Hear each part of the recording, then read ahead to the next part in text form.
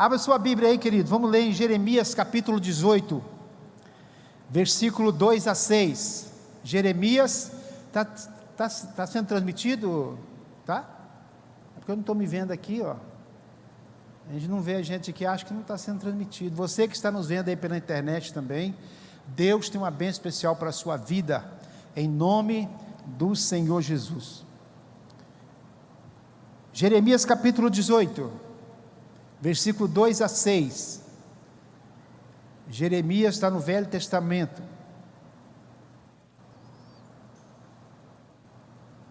Quem encontrou o texto, diga amém.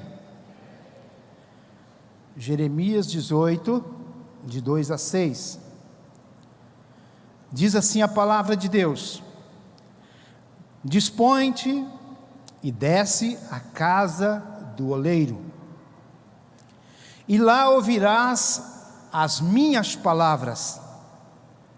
Desci à casa do oleiro, e eis que ele estava entregue à sua obra sobre as rodas, como o vaso que o oleiro fazia de barro se lhe estragou na mão, tornou a fazer dele outro vaso, diga outro vaso, segundo bem lhe apareceu. Então veio a minha palavra do Senhor: não poderei eu fazer de vós como fez este oleiro, ó casa de Israel? Diz o Senhor: eis que como barro na mão do oleiro, assim sois vós na minha mão, ó casa de Israel. Pai querido, em nome do Senhor Jesus, pedimos que a unção do Teu Espírito esteja sobre nós, para ouvir a mensagem, para entregar a mensagem, para entender a mensagem, e sermos abençoados pela Tua palavra. Fala conosco nesta noite, e usa-nos na unção do Teu Espírito, para transmitir a palavra que o Senhor quer falar ao coração da Tua igreja nesta noite, em o nome do Senhor Jesus. Amém e amém. Queridos, eu quero falar sobre moldados para conquistar. Diga, moldados para conquistar. Esse texto aqui de Jeremias, Deus está mostrando à nação de Israel quem eles são, ou quem eles eram, ou são, né, porque eles existem até hoje, quem eles são na mão de Deus. Mas trazendo esse texto para nosso tempo, nosso momento, para nós nesta noite, Deus está nos mostrando através dessa palavra quem somos nós nas mãos dele. Vou te fazer uma pergunta: qual foi o material que Deus usou para fazer o homem? Mais alto, qual foi o material que Deus usou para fazer o homem? Barro. Diga, eu fui formado do barro. Aí você vai dizer, mas pastor, o senhor está equivocado, eu nasci da minha mãe é carne e osso. Pois é, você nasceu da sua mãe, mas a descendência do homem veio de Adão, e o Adão foi feito do barro. Adão foi feito de barro. Por isso que o primeiro sobrenome da terra foi os barros, Adão de Barros. Isso é coisa minha, tá, gente? Isso é coisa minha. Segundo Paulo 1:2. Isso é coisa minha. Ó, você que está na internet, por favor, não vai procurar em livro nenhum que você não vai encontrar.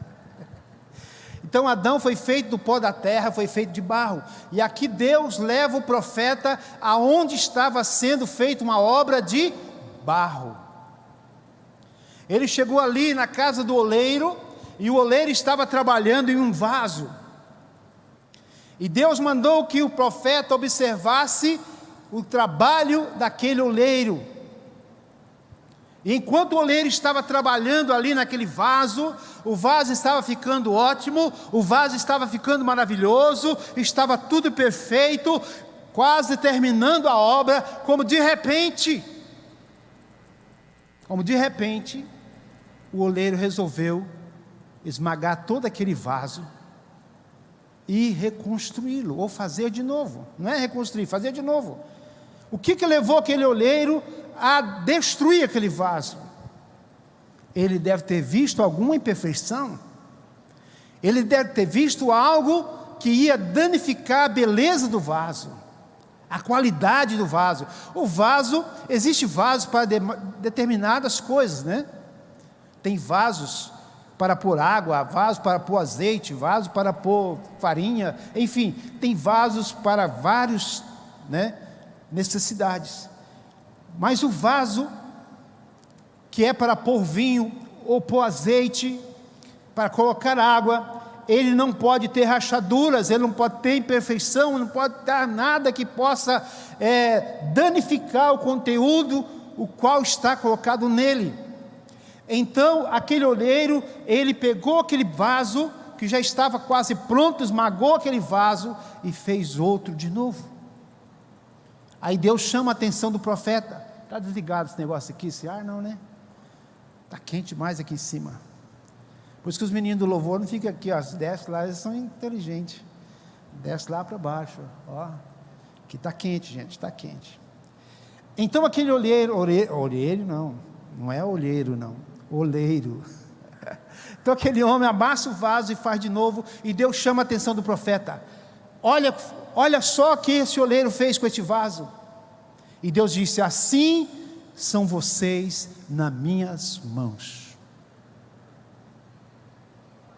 Assim são vocês nas minhas mãos.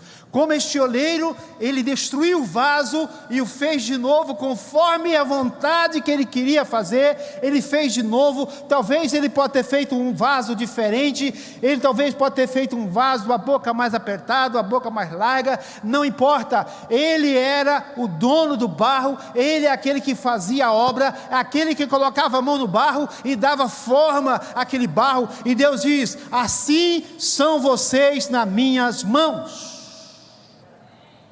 Eu pego vocês e faço o que eu quero, faço da maneira que eu quero, da forma que eu quero, porque eu sou o oleiro, eu sou aquele que comanda, eu sou aquele que tem autoridade, eu sou aquele que tem o poder, eu sou aquele que sabe fazer a obra, eu sou aquele que pode fazer de você um vaso de excelência, um vaso maravilhoso, um vaso que todos encantarão com a sua beleza, um vaso que vai ser útil para ser utilizado para coisas boas.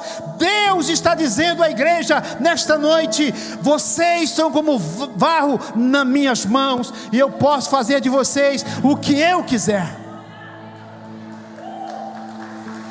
Aleluias! Deus pode fazer de você o que Ele quiser, não é o que você quer. Por isso que muitas vezes a gente ora e diz: Senhor, faça assim, faça desse jeito, faça daquele outro jeito, e não acontece, porque o barro não pode dar ordem ao oleiro. Quem tem o poder nas mãos é o oleiro, não o barro. O barro é um objeto que tem que ser manuseado, tem que ser trabalhado. O barro é apenas um instrumento. Este instrumento que está aqui, que os meninos tocam aqui, essa guitarra aqui, por exemplo, linda, maravilhosa, muito linda, muito bem feita, mas se não tiver quem toque, ela fica inútil. Nós somos instrumentos na mão de Deus, e Deus nos tocará com excelência. Deus fará a forma que Ele quer fazer, não é a forma que eu quero fazer. Às vezes eu oro, ou você ora, diz: Senhor, eu quero trabalhar na Tua obra, mas eu quero que o Senhor me coloque no lugar de excelência, eu quero que o Senhor me coloque no melhor lugar, Senhor, porque eu não quero sofrer, eu não quero padecer. Ele diz: ah, é isso que você quer? Então você vai para aquele lado lá, porque você vai sofrer, porque você é barro, eu vou moldar você, eu vou trabalhar em você, para que você seja um vaso de honra. Mas pastor, é assim que funciona? É assim que funciona. Mas por que Deus faz isso, pastor? Por que Ele não faz diferente? Sabe por quê? Porque nós precisamos amadurecermos, e para amadurecermos precisamos passar por testes. O vaso, depois de amassado, depois de confeccionado, ele ainda não está pronto.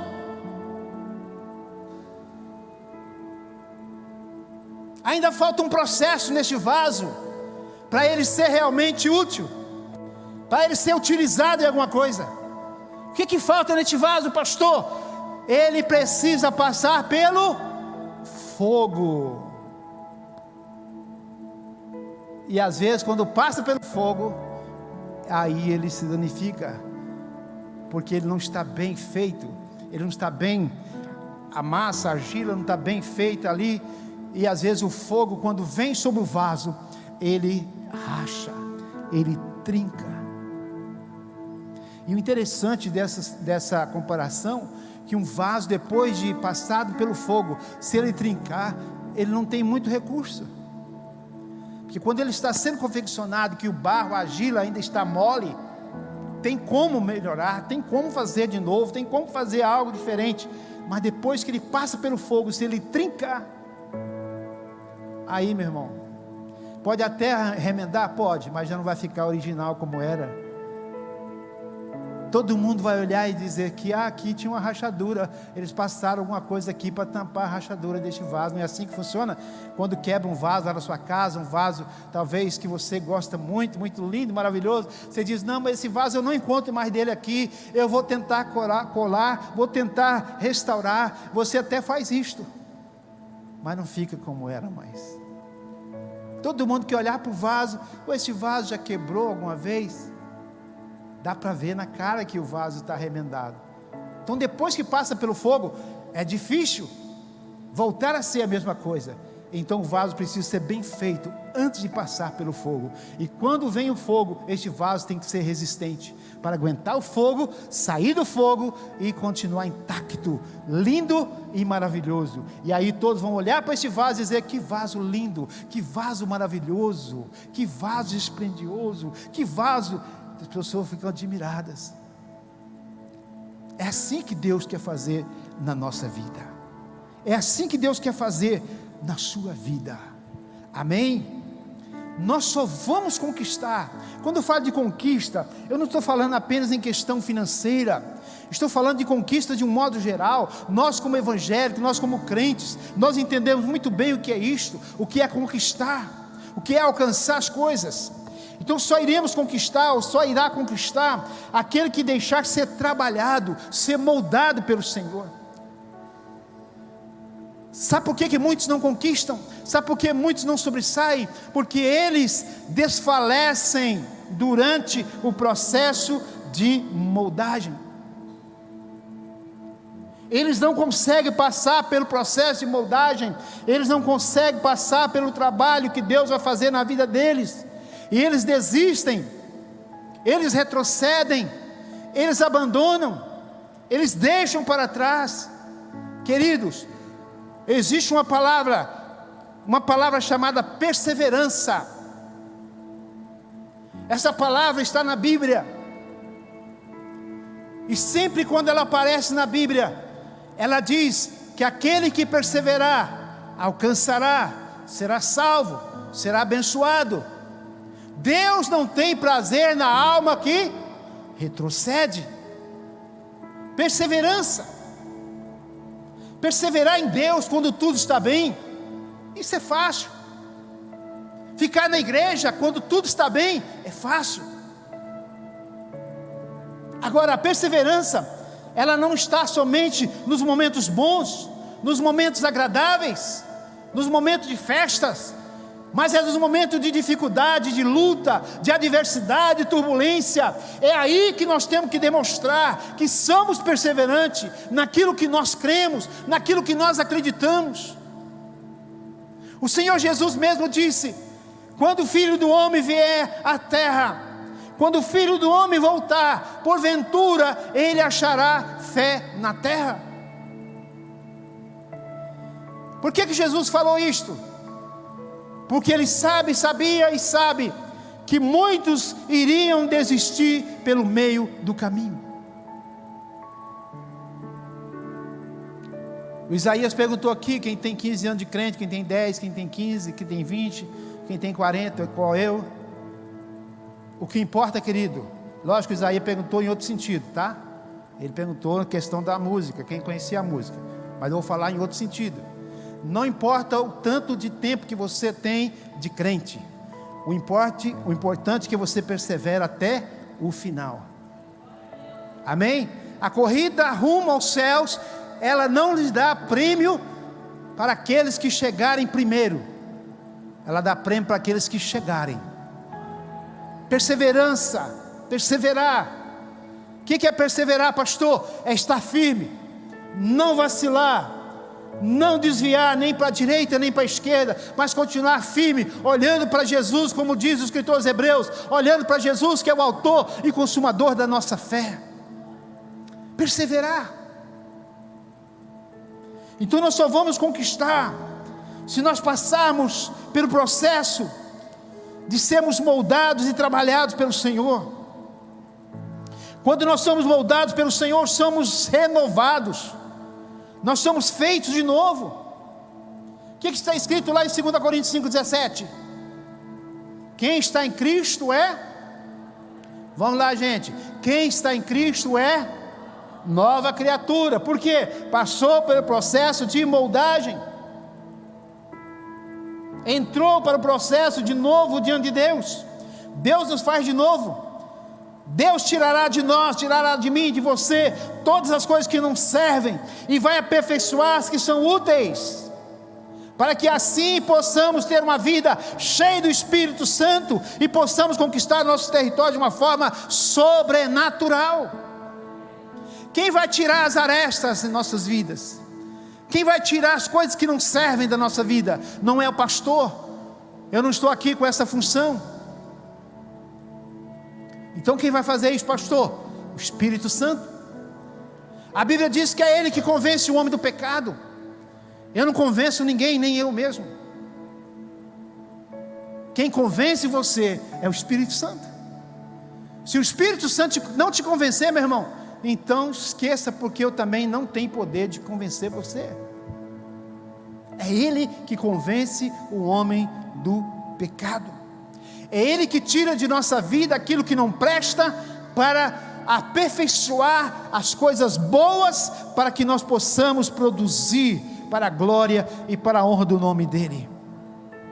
Agora, para que Deus possa operar em nossas vidas, nós precisamos decidir. Decidir o que, pastor? Mudar. Decidir mudar. Uma decisão não se faz apenas com palavras, mas faz com atitudes. Vamos dizer juntos? Uma decisão não se faz apenas com palavras, mas com atitudes. Eu posso decidir mudar, mas se eu não agir, não acontecerá nada.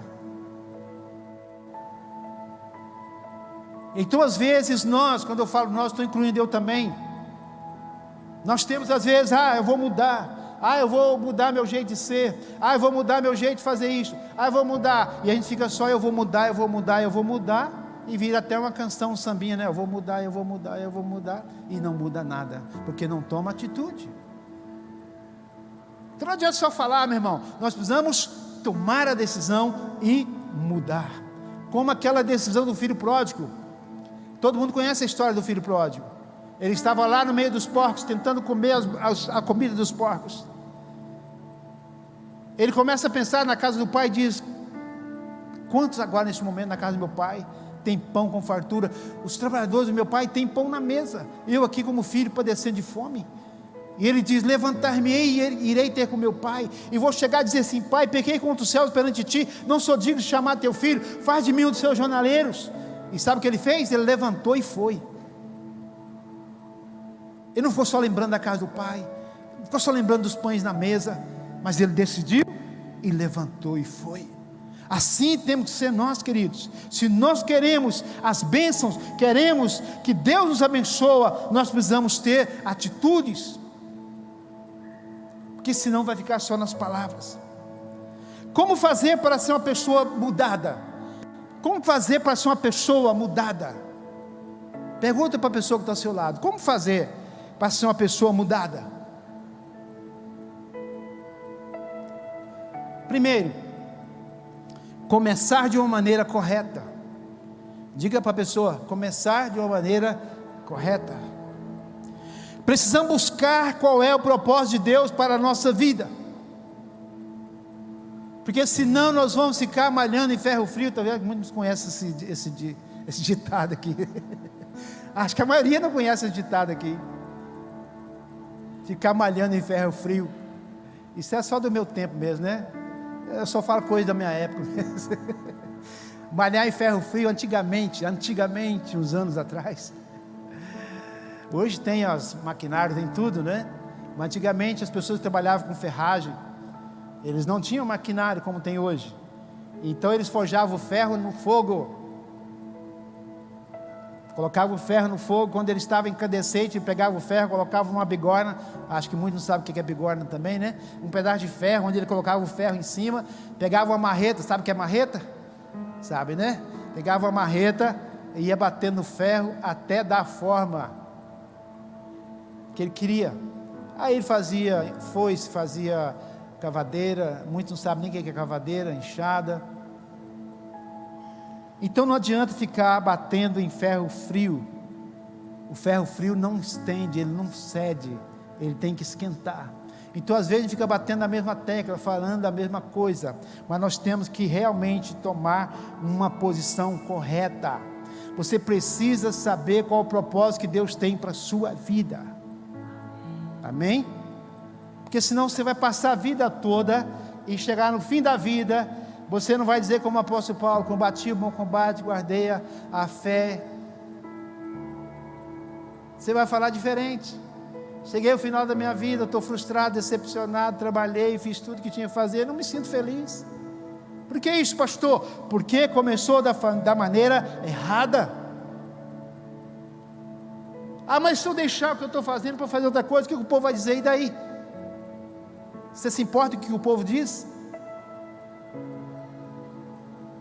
Você tem que se importar com o que Deus diz, o que Deus fala. Amém, igreja? Então precisamos buscar qual é o propósito de Deus para a nossa vida. Quando começamos de uma maneira errada, todas as coisas em nossas vidas darão erradas. Muitas vezes buscamos socorro em lugares errados. Quando eu comecei a minha vida cristã, eu achava que eu ia ser cantor, com essa voz linda e maravilhosa que eu tenho. Só eu mesmo para achar isso, né? Sabe o que eu queria fazer no início da minha fé cristã? Comprar um ônibus, equipar esse ônibus e formar uma banda e sair andando de cidade em cidade, pregando e cantando. Isso é o que eu pensava. Comprava instrumento, gostava de instrumento. Hoje eu olho para o instrumento e nem quero pegar. Não é porque eu não gosto, não, porque eu descobri o propósito de Deus na minha vida. Eu descobri, falei esses dias lá na chácara com os meninos do Ministério de Arte. Eu falei com eles: eu sei tocar um pouquinho de tudo, mas um pouquinho, nunca aperfeiçoei em nada, porque não era o propósito. O propósito que Deus tem para mim é pregar o Evangelho, é fazer isso que eu estou fazendo aqui, ó.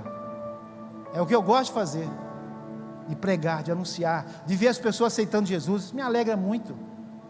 Quando eu vejo as pessoas aceitando Jesus, é um sinal que Deus está abençoando o que eu estou fazendo, pregando a palavra. Então nós precisamos descobrir qual é o propósito de Deus na nossa vida, para nós caminharmos de uma forma correta. Amém, queridos? Amém? Muitas vezes buscamos socorro em lugares errados, batemos em portas erradas, entramos por caminhos que não são de Deus. Quando isso acontece, precisamos ser tratados, moldados, transformados em nosso caráter. Hoje, infelizmente, eu falo isso que a gente vê na internet, né? Hoje, de uma forma geral, não total, né? Mas uma grande parte dos evangélicos estão voltando para o mundo. Muitas igrejas abrindo porta para as coisas do mundo, para tentar agradar as pessoas. Em vez de tirar o mundo, está trazendo o mundo. Igrejas que época de festas juninas faz a festa jesusina ou cristina, para poder dar o prazer aos crentes, de matar a saudade quando eles não eram crentes. Não, meu irmão, nós temos que definir quem nós somos. Nós temos que abandonar o que é errado e apegar o que é certo. Porque senão, meu irmão, nós vamos ficar aí fazendo essas coisas, desagradando a Deus, e Deus não gosta disto. Como você pode dizer isso, pastor? Está na Bíblia, meu irmão. 1 João 2,15: não ameis o mundo, nem que no mundo há, porque quem ama o mundo, o amor do Pai não está nele. Está na Bíblia, está na sua, e também pode ler. Então nós precisamos começar de uma maneira correta, mas quando nós desviamos dessa maneira correta, é hora de passarmos por um tratamento, é hora de sermos moldados. Não devemos ser levados pelas circunstâncias e adversidades, e tampouco ser desorientados por causa de problemas em nossa caminhada. Queridos, todos os dias nós vamos ter problemas. Ah, pastor, eu vim aqui nesta noite, você me dar uma palavra de ânimo aí, uma palavra para me levantar o ânimo. Sim, eu posso até te dar uma palavra de levantar o ânimo, mas o problema vai vir, meu irmão. Sabe o problema que você está passando? Ao que ele resolver, vai vir outro. Pastor, mas você está me desanimando. Não, meu irmão, faz parte da vida. E quando nós passamos por esses problemas, enfrentamos essas lutas e as vencemos, aí nós estamos realmente demonstrando que nós estamos andando com Deus. A gente faz a oração muito errada. A gente ora assim: Senhor, me livra deste problema. Senhor, não me deixa passar por esse problema. Esse tipo de oração Deus não ouve. Como assim, pastor? Deus não ouve. Deus não vai te livrar do problema. Ele não vai evitar que o problema venha sobre a sua vida. Então o que Ele vai fazer, pastor? Ele vai te dar força e capacidade, sabedoria, inteligência para vencer o problema. Quem não aprende isso sofre muito. Como diz a pastora Joyce Meyer, fica sempre dando volta em volta da montanha. O caminho está até afundado de tanto passar em volta da montanha, nunca sai daquele mesmo caminho, porque não aprende. E tem uma coisa, querido, se nós não aprendermos a primeira lição, ela vai ser dada de novo. Se não aprendermos da segunda vez, ela vai ser dada de novo. Se não aprendermos da terceira, até você aprender, aí você vai passar para outro nível. Quem joga videogame aqui sabe o que eu estou falando. Enquanto você não passar aquele nível, você não está apto para ir para o segundo nível. Assim também é na nossa vida. Amém, igreja? Segundo, ter um coração humilde. Para conquistar, para vencer, precisa ter um coração humilde. Deus quer fazer de cada um de nós um vaso novo. Temos um crente aqui na frente, aqui, ó. José Carlos Inácio. Deus quer fazer de cada um de nós um vaso novo. Mas para que isso aconteça, precisamos ter um coração humilde. Amém? Para aceitar o tratamento de Deus. Quem já leu a história de Jó? Todo mundo já leu, né? Jó vivia bem, tranquilo, honrava a Deus, tinha fé em Deus, tinha tudo, tinha bens, tinha coisas materiais, tinha animais, bom, enfim. Jó era um homem próspero, um homem abençoado, um homem rico. E Deus permitiu que ele fosse testado. Não estou dizendo que vai acontecer isso com você, pelo amor de Deus, não estou dizendo nada aqui, não estou profetizando nada. Estou só contando a história de Jó. Jó passou pelo teste. A própria mulher de Jó disse para ele: amaldiçoe esse Deus seu e morra. Ele disse para a mulher: você é doida, você é louca, você não sabe o que está falando. Nu eu vim para este mundo e nu voltarei, mas bendito seja o nome do Senhor. Jó perdeu tudo num dia, queridos. Perdeu família, perdeu bens, perdeu tudo. Ficou pobre, ficou sem filhos. Num dia, morreu todos os filhos dele, todos. Perdeu tudo que tinha. E além de perder os filhos, perder a herança, os bens, ele ainda perdeu a saúde.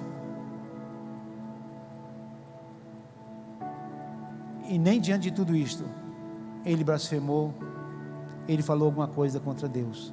Ele aceitou o tratamento de Deus. Depois de passar por esse teste, diz a Bíblia, que Deus o restituiu o dobro. Como diz o apóstolo René, Deus não permitiu que a mulher de Jó morresse, porque ela ainda ia dar mais 10 filhos para ele. Ela deu mais 10 filhos para ele.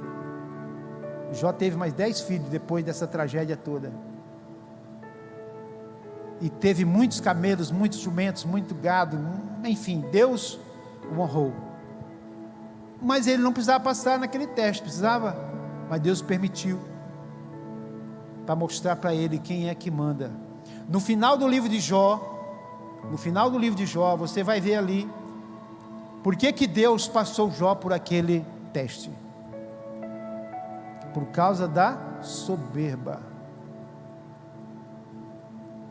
Deus deu uma aula para Jó, tão tremenda, que depois dessa aula Jó diz assim: bom, o Senhor é tremendo, ninguém consegue entender quem é o Senhor,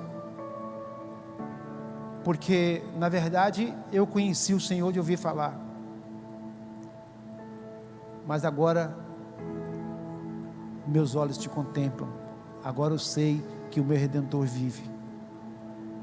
Jó era orgulhoso. Jó, por ser rico, por ser um homem bem honrado na sociedade onde ele vivia, ele era conselheiro da cidade, ele ficava na porta da cidade dando conselho para as pessoas, e aquilo o ensoberbeceu, entrou a soberba no seu coração, e ele achou que estava acima de Deus, e Deus permitiu que ele passasse por esse testezinho, né, modo de dizer, né, para provar que ele não era nada. Ele disse para Deus: agora eu sei que eu não sou nada, eu sou apenas pó. Então, queridos, a soberba e a arrogância, ela nos impede de ser abençoado. Nós precisamos abandonar a arrogância e a soberba. Se nós queremos ser abençoados, se nós queremos alcançar, nós precisamos ter humildade o bastante para aceitar o tratamento de Deus. O problema de muitas pessoas é a soberba e a arrogância que estão nas suas almas. Vivem como se não precisassem de Deus, se julgam autossuficientes, arrogantes, prepotentes, esquecem de onde foram tirados, e acima de tudo são ingratos a Deus e às pessoas que lhe ajudaram a chegar onde estão. Tem pessoas que são ingratas, não sabem reconhecer. Esse dia o irmão Valci estava dando a palavra aqui, e ele falou sobre aquele texto dos 10 leprosos. Os 10 leprosos gritaram para Jesus: Senhor, tem misericórdia de nós. De longe, porque ele não podia aproximar. Jesus disse: vai lá no sacerdote, leva a oferta, como diz a lei, como manda a lei. Vai lá, leva a oferta e mostra ao sacerdote, porque a lei mandava, quando um leproso fosse limpo, ele tinha que ir diante do sacerdote, o sacerdote tinha que examiná-lo, e depois que o sacerdote examinasse e visse que ele realmente estava limpo, aí ele tinha que fazer uma oferta. Então Jesus falou assim: vai lá no sacerdote, mostra para ele, dá a oferta para ele lá, conforme manda a lei. Eram 10, eles foram. Daí a pouco voltou um. Quantos que eram? Voltou quantos? 10%. Voltou 1. Chegou, prostrou diante de Jesus e agradeceu pela cura. E Jesus falou assim: mas peraí, não era 10 os que foram curados? Cadê os outros 9? Por que voltou só este estrangeiro ainda? Não que Jesus tem nada contra o estrangeiro, né? Mas Jesus está dizendo: cadê os filhos da casa? Cadê aqueles que dizem povo de Deus? Cadê aqueles que dizem cristãos? Cadê aqueles que dizem ser meus seguidores? Cadê eles? Voltou só esse, que é estrangeiro, não é do povo de Deus? Aí eu quero concluir a palavra do irmão Valci aqui. O irmão Valci falou assim: mas por que voltou só esse estrangeiro? Por que Jesus perguntou que voltou só o estrangeiro? Porque os outros 9 eram judeus, e eles eram ingratos, religiosos. Eles queriam só a bênção, mas não estava nem aí por aqueles que lhe deu a bênção. Ingratos, arrogantes, prepotentes. Agora vai saber se eles foram lá no sacerdote também fazer a oferta. Talvez nem foram. Então, queridos, nós precisamos entender isto. Nós não podemos achar, porque nós estamos, agora eu sou crente, sou filho de Deus, já sou salvo, eu sou melhor do que o outro. Não, ninguém é melhor do que ninguém. Ninguém é melhor do que ninguém. Por você ter um título, você não é melhor do que ninguém. Todos nós somos iguais diante de Deus. Deus não faz diferença pela cor da sua pele, pelo seu grau de escolaridade, pelo seu nível financeiro, pela sua beleza, pela sua altura. Não, Deus nos ama de igual modo. Deus nos olha da mesma forma. Não tem um filho predileto. Todos aqueles que fazem a sua vontade, todos aqueles que aceitam Jesus como Senhor e Salvador, têm direito à salvação, têm direito à vida eterna. Para toda a raça, para todos os povos, não existe diferença. Amém, igreja? Quando nós chegamos a esse nível, desse comportamento, de acharmos que somos autossuficientes, arrogantes, prepotentes, precisamos urgentemente sermos tratados pelo Senhor, e às vezes já até estamos sendo tratados.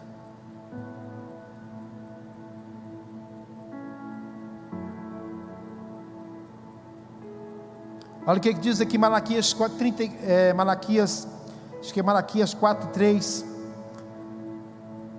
Assentar-se-á ao derretedor e purificador de prata, purificará os filhos de Levi e os refinará como ouro e como prata. Eles trarão ao Senhor justas ofertas. Então Deus nos passará pelo fogo e nos refinará, nos fará pessoas novas, tratadas. Quando Deus nos trata, há uma purificação, e essa purificação será como a purificação do ouro. O ouro é purificado no fogo. Quanto mais fogo se coloca no ouro, mais puro ele se torna. Parece que foi o apóstolo Pedro que falou isto, que a obra de cada um de nós será testada no fogo. Se a obra que nós temos feito, ela é de palha, ela vai ser queimada. Se ela é de madeira, vai ser queimada. Se ela é de pedra, ela vai resistir. Se ela é de ouro, vai resistir. Então o fogo vai provar a obra de cada um de nós. E este fogo, querido, não é o fogo literal.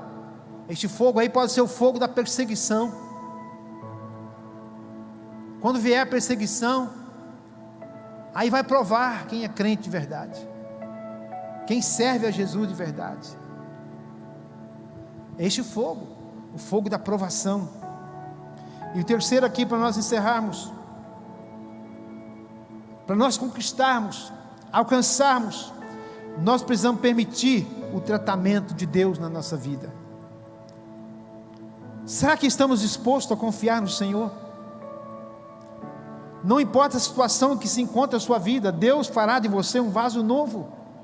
Deus tirará todas as imperfeições que ainda possa ter em sua vida. Ele trabalhará em todas as áreas: família, financeiro, emocional, espiritual. Não importa o quanto a sua vida está danificada, Deus te quebrará e te fará uma nova pessoa. Deus é o Deus do impossível. Quem crê nisto? Não existe nada que Ele não possa fazer. Nada. Pensa numa coisa difícil aí. Pois é, Deus pode fazer. Hoje começa uma nova história sobre a sua vida. Mesmo que as coisas se pareçam impossíveis, se abrir o seu coração e permitir que o Senhor trabalhe em você, sua vida será transformada radicalmente em o nome do Senhor Jesus. Às vezes a gente fica assim: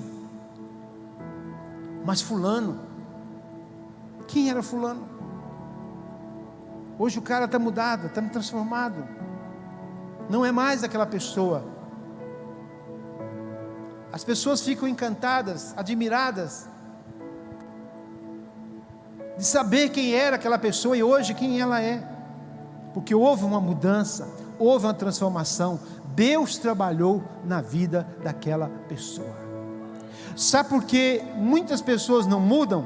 É porque elas não aceitam o tratamento de Deus. Quando a pessoa não aceita o tratamento, fica difícil dela ser curada. Você está doente, vai ao médico, o médico passa o remédio, você não toma o remédio, aí fica difícil você se curar. Aí você chega lá no médico, o médico diz: doutor, estou sentindo a mesma coisa, as dores estão a mesma coisa, não mudou nada. E o médico diz assim: você tomou os remédios? Não deu para comprar, e não sei o que, não tomei. O médico diz assim: então é impossível você ser curado, porque você não cumpre com a sua parte de tomar os remédios. É a mesma forma com Deus.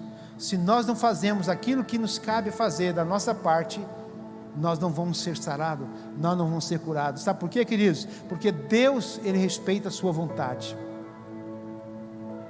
Deus não assalta coração. A Bíblia diz que Deus bate na porta. Se alguém ouvir a voz dele, abrir a porta, olha só o que tem que ser feito: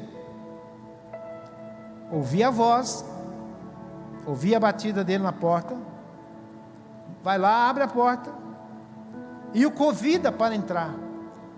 Se não tiver todo esse processo, ele não entra, porque ele não assalta coração. Quem assalta coração é o diabo. Esse é intruso, ele entra, ele atropela. Mas Jesus não, Jesus está na porta. Eis que eu estou à porta e bato. Se alguém ouvir a minha voz, abrir a porta e me convidar, eu entrarei. Aí a partir do momento que você o convida e ele entra, aí começa o processo de mudança na sua vida. Amém?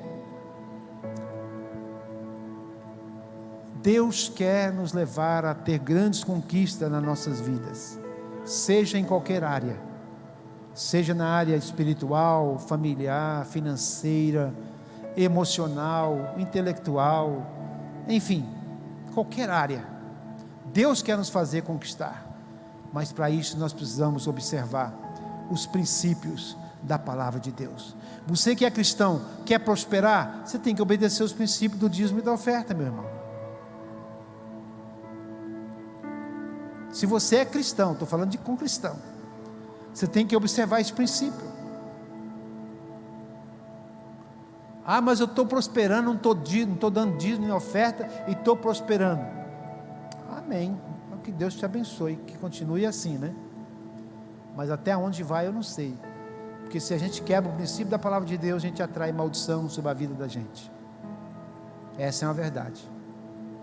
Estou falando da área financeira, mas tem da área conjugal.